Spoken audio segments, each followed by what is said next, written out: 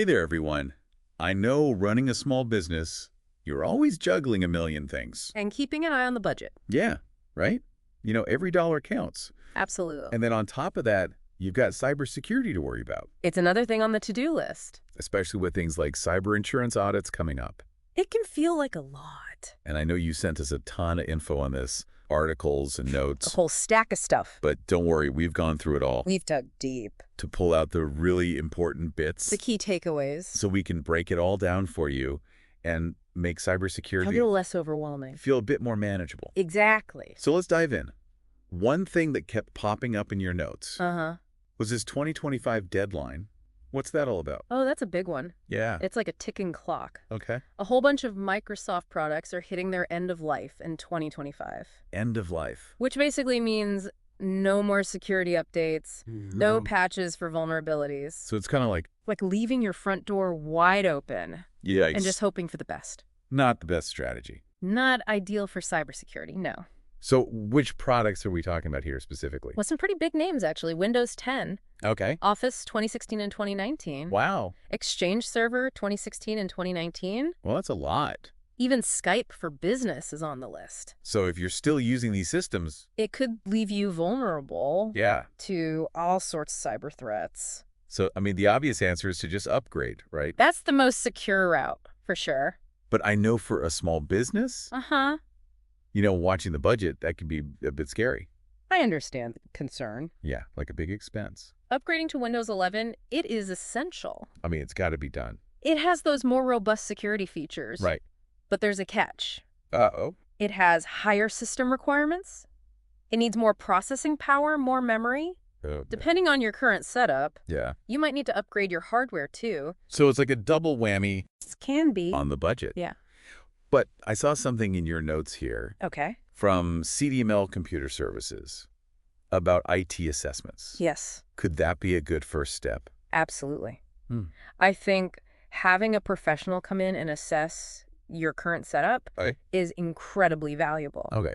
They can tell you exactly what needs to be upgraded, Right. what's compatible with Windows 11, Yeah. and what your options are. So it's like a roadmap for your cybersecurity journey. yeah, it kind of helps you figure out where to start, Exactly. prioritize. You're not just doing everything at once. Right. You don't want to spread yourself too thin. Yeah. It's about finding that balance between security Right. and staying within your budget. Okay. Makes sense. So upgrading is on the radar. Uh-huh. But are there other options? Maybe something a little Gentler on the wallet? yes, yeah, a little easier on the budget. Well, that's where cloud solutions come in. Okay, the cloud. I always thought that was more like a big company thing and probably pretty pricey. That's a common misconception, actually. Really? Cloud services have become really accessible, Yep. even for smaller operations, Hmm. and they can actually save you money in the long run. Okay, I'm intrigued.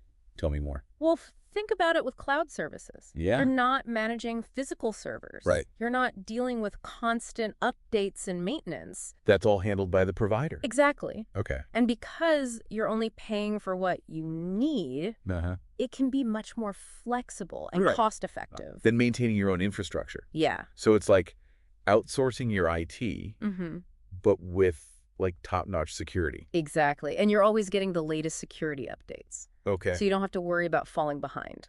So that's a big weight off your shoulders. It is. I'm starting to see the appeal. Good. But before we go too far down that cloud rabbit hole, Okay. let's get back to the action plan. I know CDML Computer Services outlined some steps, and I want to make sure we're giving our listeners a clear path forward. Good idea. So where do we start? Well, we've already touched on the first step, Yeah. that IT assessment. Right. Think of it like a checkup for your technology. Okay. A professional comes in, takes a look at what you've got, Yep. and gives you a clear picture Okay. of where you stand in terms of security Right. and those upcoming deadlines. So it's like taking inventory, Absolutely. figuring out what you're working with before making any big decisions. That's the first step. Right. And once you have that assessment, you can move on to step 2, Okay. creating a tailored upgrade plan. Okay. It's not about replacing everything at once. Right. You can prioritize based on the assessment's findings Uh-huh. and your budget.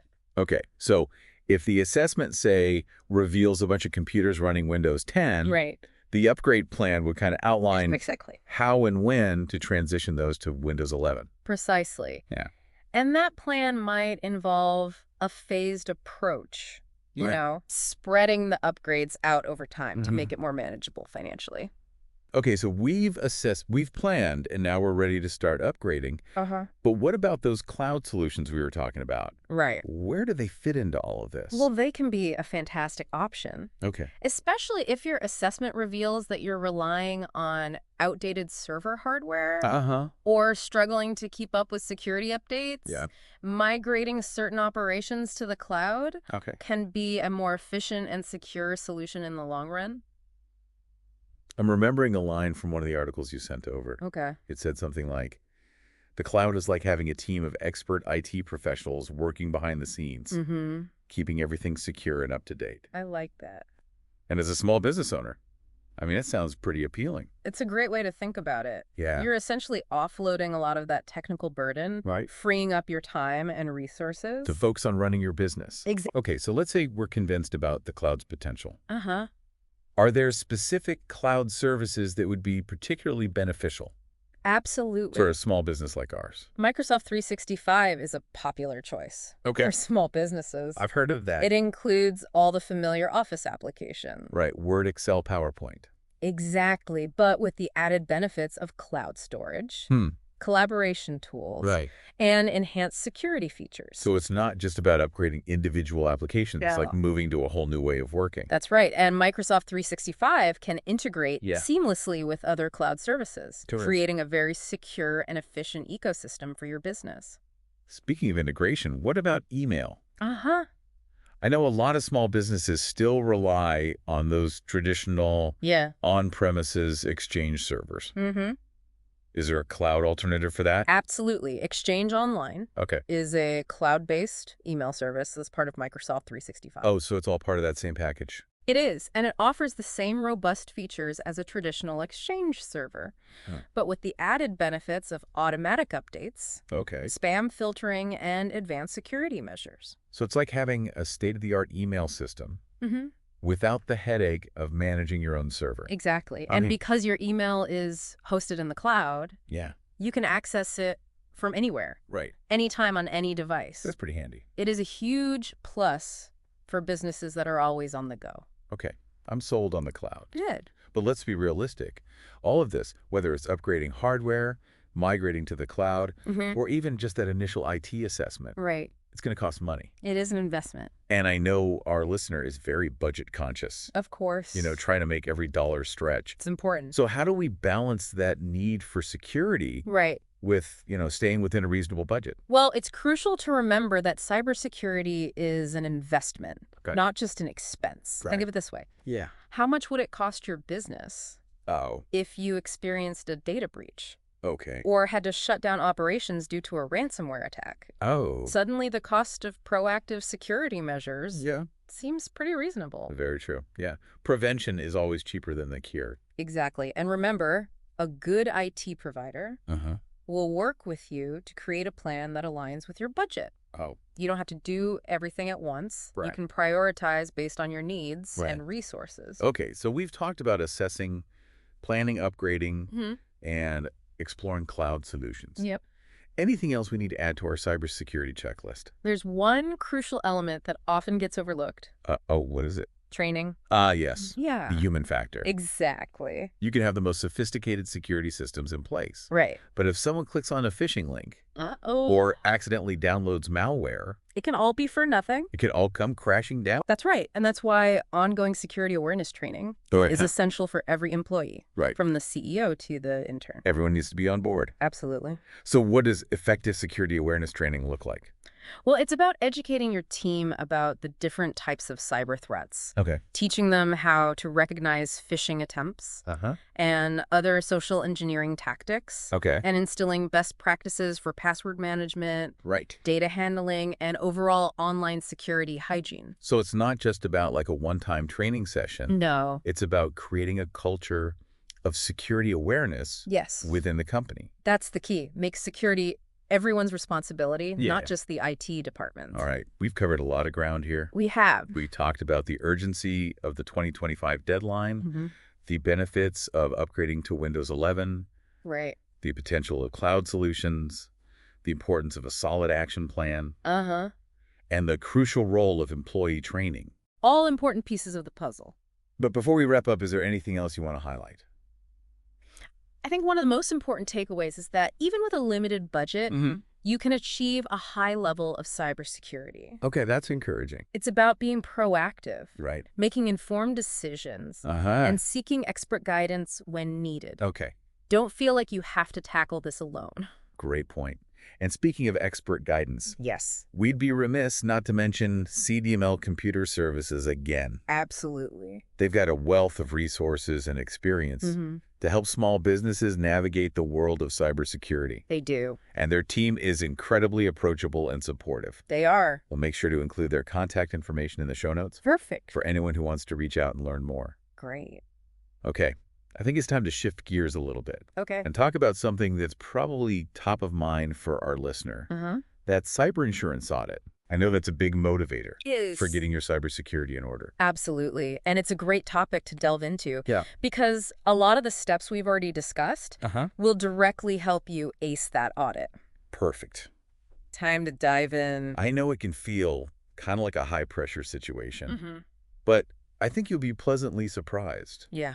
By how much of what we've already talked about ties directly into passing that audit. Absolutely. It's all connected. Like flying colors. So let's break it down. Okay. What are some of the key things that insurance providers are looking for when they're conducting these audits? What do they want to see? Well, first and foremost, they want to see that you have a clear understanding of your own IT environment. Okay, so like knowing what you've got. Exactly. What systems are you running? What kind of data are you storing? Right. Where are your potential vulnerabilities? Okay.